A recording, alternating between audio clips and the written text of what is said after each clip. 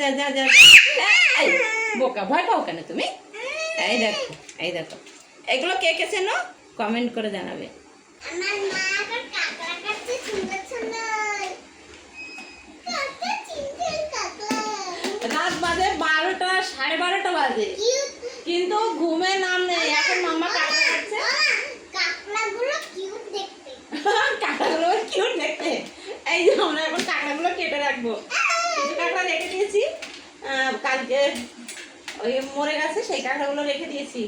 সেই কাকড়াগুলো দিয়ে আমরা কালকে বড়ি বানাবো, চেপে ঘিলু বের করে বড়ি বানাবো। আর এখন এই কাঁকড়াগুলো আমরা এদিকে কেটে রাখছি, কেটে রেখে দেবো। এই যে আমি যখন বাংলাদেশে থাকতাম সে সময় ছোটবেলায় আমাদের ওইখানে লবণ জলের ঘের ছিল, তখন সকলের ঘেরে ঘেরে ঘেরে ঘেরে এই কাঁকড়া বেরোতো।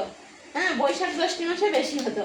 আর সেই কাঁকড়া আমরা আনতে যেতাম, আর ওই সময় তো কেউ খেতে চাইতাম না। সেই সময় কারো পছন্দ ছিল না। এটি এখন 120 টাকা করে কিলো কিনে খাচ্ছি। কি করে কেটেছি, কেটে এগুলোকে পরিষ্কার। এই কাকড়াগুলো এইগুলো দেখো, এই যে